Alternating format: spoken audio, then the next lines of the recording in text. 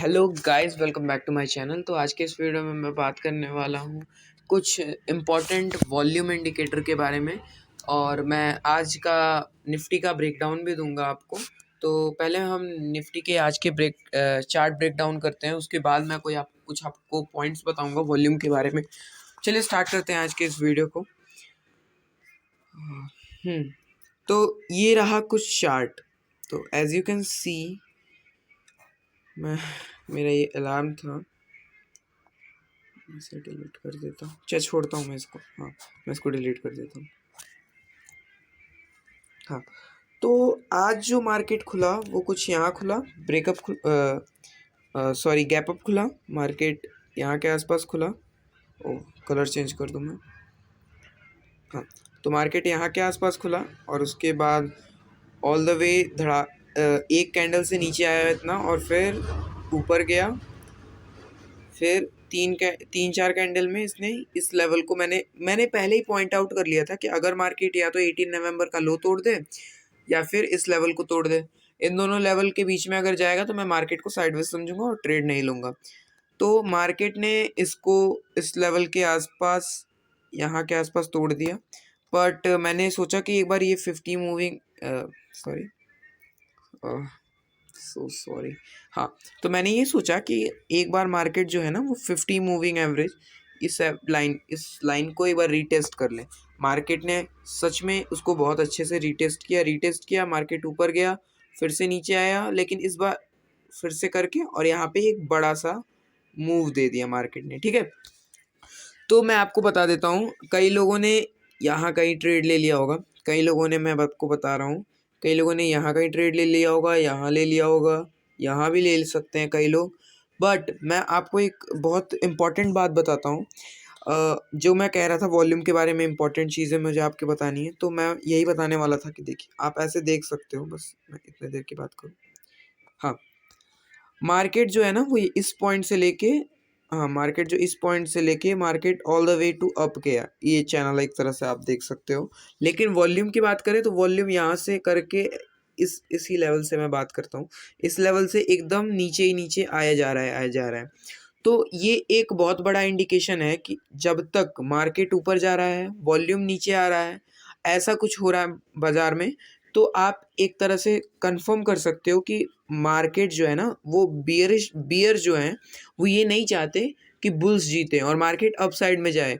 तो अगर वॉल्यूम नीचे जा रहा है, मार्केट ऊपर जा रहा है, तो ये या तो मार्केट साइडवेज चला जाएगा, जैसे कि आप देख सकते हो मार्केट साइडवेज चला ही गया, या फिर मार्केट नीचे की तरफ में मूव दे देगा। और अगर मार्केट अप साइड में मूव भी देता है तो कोई बड़ा मूव नहीं देगा। As you can see, market ने अच्छा खासा मूव तो दिया, बट एट दैट पॉइंट जब मार्केट ने ये कैंडल बनाया, as you can see, volume सुधर चुका था, वॉल्यूम भी बराबर में आ चुका था। ठीक है, तो इसके बाद अगर कोई भी एक एक्सपीरियंस ट्रेडर है तो इसके बाद वो ट्रेड ले सकता था। मैंने भी इसके बाद ही ट्रेड लिया था, ऑफ कोर्स आई थिंक इस पॉइंट के टूटने के बाद मैंने ट्रेड लिया था, और मुझे कुछ मिला था पॉइंट्स के आसपास। अगर मैं बात करूं तो मुझे इस कैंडल यहाँ कहीं मैंने ट्रेड लिया था, और मैंने ऑल द वे इसी कैंडल में एग्जिट भी कर दिया था। ये 15 मिनट का चार्ट है, मुझे 24 पॉइंट्स का, ये बहुत ही छोटा सा स्काल्प ट्रेड था, तो उससे कुछ खास प्रॉफिट की मतलब मैं बात नहीं कर रहा, मैं बस इतना कह रहा हूँ, मैं स्काल्प ट्रेड था ये छोटा सा। और तो ये चीज़ें आप हमेशा ध्यान में रखो कि अगर मार्केट ऊपर की तरफ जा रहा है और वॉल्यूम नीचे की तरफ आ रहा है, इट मीन कि market is not going to go too much far in the upside and not going to it will come down side और इट विल गो साइडवेज।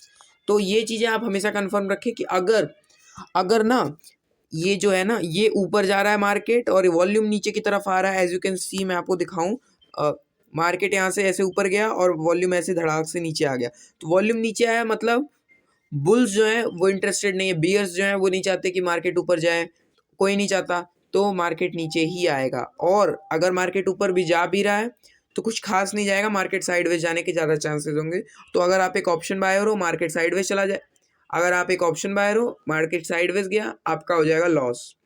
ठीक है, तो ये बात आप ध्यान में रखो। और दूसरी चीज़, अगर मार्केट एक अच्छा कैंडल बना रहा है, मान लो एक साइडवेज मार्केट के बाद एक अच्छा सा कैंडल बना रहा है मोरीबुजू। मोरीबुजू कैंडल मैं आपको बता दूं क्या होता है। मोरीबुजू कैंडल जो होता है ना, वो ऐसा कुछ दिखता है, ऐसा कैंडल, जिसका जो है ऊपर का जो ये बार कहते हैं ना इसे, ये जो डंडी होती है, ये जो बार होते हैं वो छोटे छोटे होते हैं या फिर नहीं होते हैं, और जो बॉडी होती है वो बड़ी बड़ी होती है। जैसे कि मैं आपको दिखा दूं, जैसे ये जो है ये मोरीबुजू है, ये तीनों मोरीबुजू हैं। तो मोरीबुजू, सॉरी फॉर दैट। हाँ, तो यहाँ पे एक मार्केट ने यहाँ छोटे छोटे कैंडल बना रहे थे, वॉल्यूम नीचे की तरफ आ रहा था। एज यू सी, मैंने पहले ही बोला था, मैं आपको एक कहूँ आप के लिए एक क्लिप डाल दूंगा जिसमें मैंने पहले ही बोला था एट दैट टाइम कि अगर मार्केट एक कैंडल बनाता है जिसमें वॉल्यूम अच्छा हो तो मैं एक ट्रेड ले सकता हूँ। और एज यू कैन सी इन तीनों कैंडल में सॉरी इन तीनों बार्स में वॉल्यूम अच्छे थे, मैंने ट्रेड ले लिया। अब आप एक बार वो क्लिप देखो जब मार्केट के दौरान मैंने ये बात बोली थी। तो गाइस जैसा कि आप देख सकते हैं, मैंने बोला था कि अगर मार्केट इस लेवल को ब्रेक करके नीचे की तरफ आता है तो मैं एक बियरिश ट्रेड लूँगा। और उसका रीज़न मैंने ये बताया था कि प्राइस जो है वो कंटिन्यूसली ऊपर गया है, लेकिन जो वॉल्यूम है वो नीचे की तरफ घटते हुए चला आया है। तो ये एक अच्छा सिग्नल है बियर्स के लिए, नॉट बुल्स के लिए। तो इसलिए मैंने बोला था कि मैं एक नीचे का बियरिश ट्रेड लूँगा। लेकिन जो है, अगर आप देख सकते हैं तो मार्केट ने इसे ब्रेक किया और अभी रेजिस्टेंस लेके वापस ऊपर जाने की तैयारी में है। पर मैं तब तक ट्रेड नहीं लेने वाला जब तक यहाँ पे एक बुलिश वॉल्यूम का कैंडल बनता है। तब तक मैं कोई ट्रेड नहीं लूँगा जब तक ये बिग वॉल्यूम का कैंडल बना दे मार्केट। सॉरी, मैंने ऐसे ही ड्राइंग कर दिया। तो लेट्स सी क्या होता है। अपने प्रोसेस से आपको स्टिक करके रहना चाहिए। वॉल्यूम अगर नीचे है, और क्योंकि मैंने हमेशा देखा है जब भी वॉल्यूम नीचे आता है प्राइस ऊपर जाता है, तो प्राइस ज़्यादा ऊपर नहीं जा पाता है और एक लेवल के बाद वो नीचे ही आता है। तो I will stick to the my strategy and let's see what will happen in the market.